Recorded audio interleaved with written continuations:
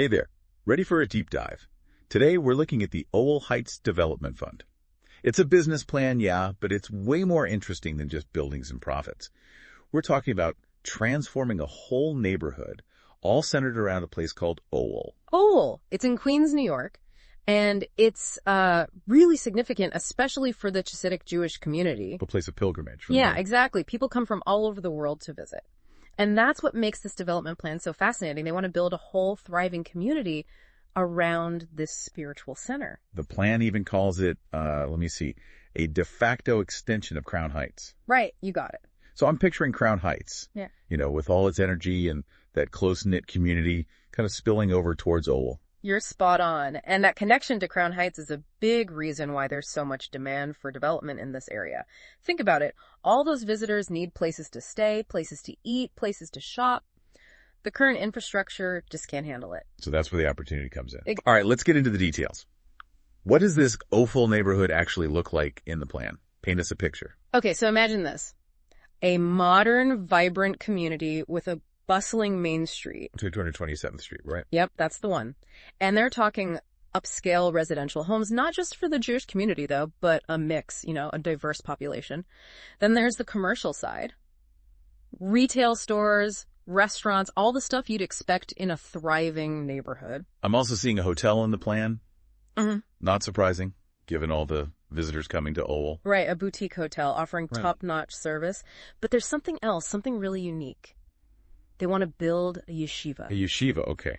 For our listeners who might not be familiar, that's like It's a Jewish educational institution, a place for religious study.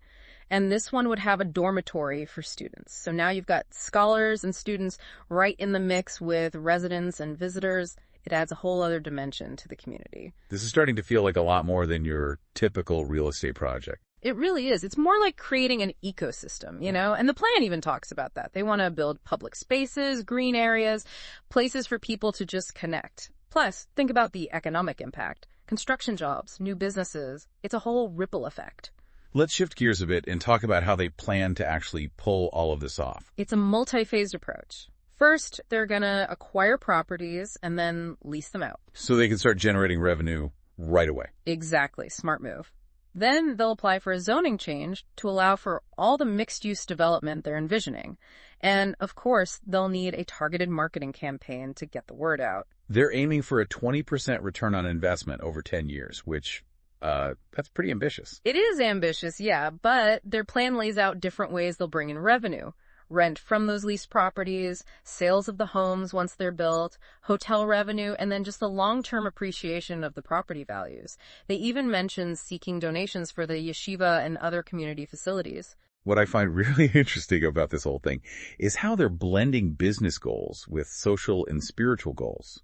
It's not just about profit, it's about creating something meaningful. I agree. It's like a case study in community development, showing how a place of spiritual significance can become the foundation for a really vibrant and multifaceted neighborhood.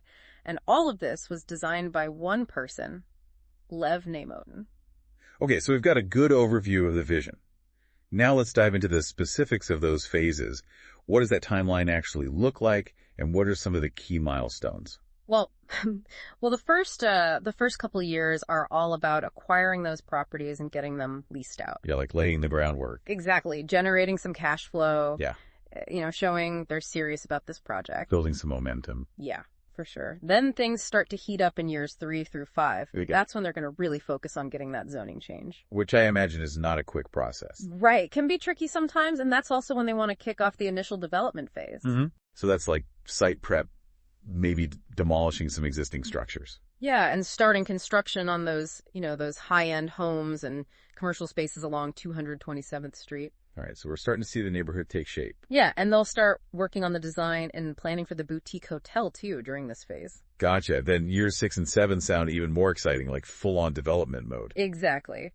They're going to be finishing up those residential and commercial projects from the previous phase, make sure the hotel construction is on track, and really make sure the new neighborhood has everything it needs, The infrastructure stuff. Yeah, roads, utilities, public spaces, all that good stuff. Make it livable. Right, exactly. And then you get to years 8 through 10. And it's all about finishing touches, reaching full occupancy, maximizing those returns. You got it. Making sure all the pieces are in place, full occupancy in the residential units and commercial spaces, the hotel's up and running smoothly, and really showcasing what they've created. It's like the grand finale. Yeah, it is pretty much. But let's talk about how they're going to pay for all of this. Right, because this isn't small potatoes. We're talking serious money here. The plan estimates around $170 million over the entire 10-year development period. Wow. Yeah.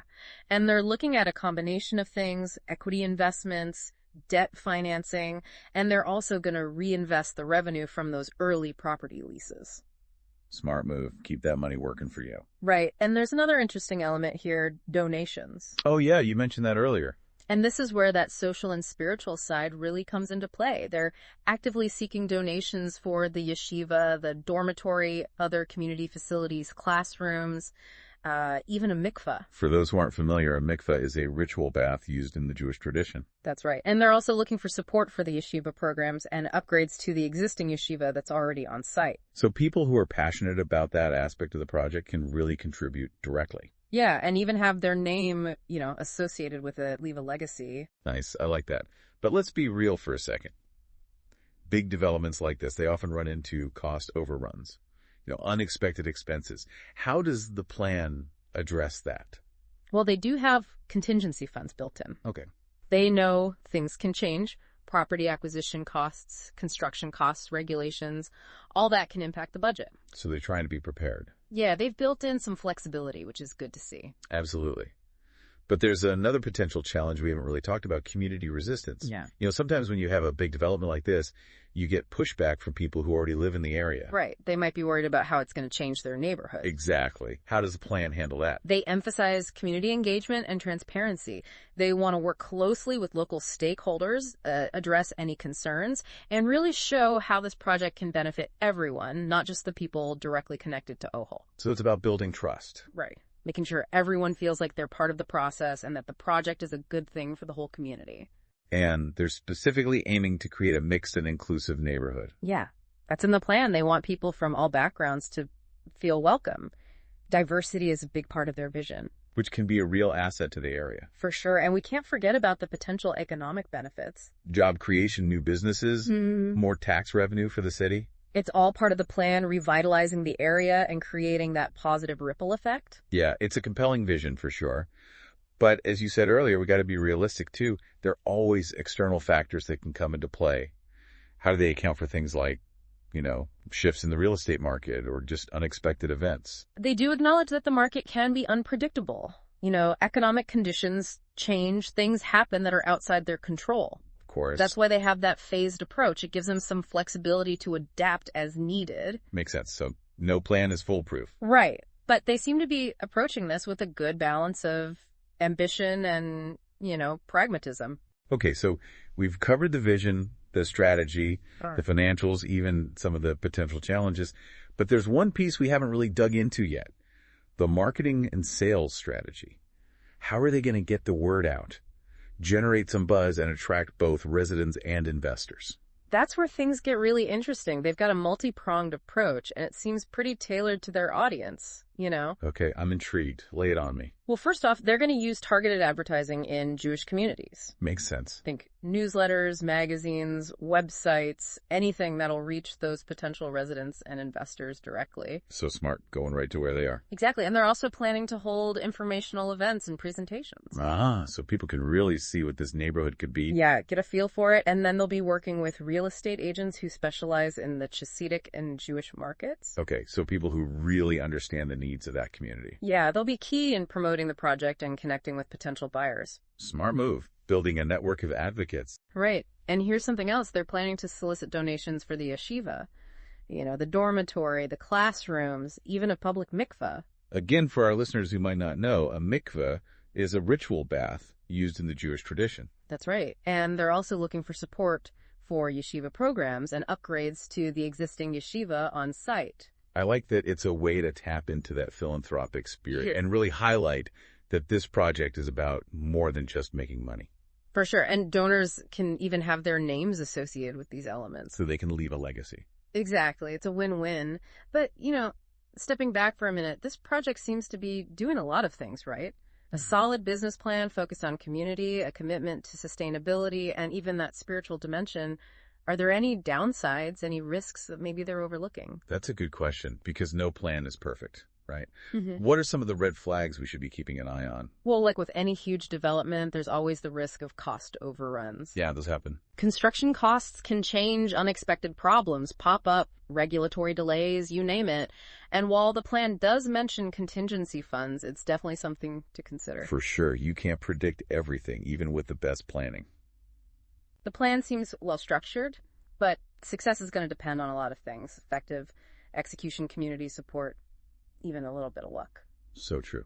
All right, we've really dug into this business plan today, from the big picture vision to the nitty-gritty details we've talked about, the financials, the marketing plan, the potential challenges.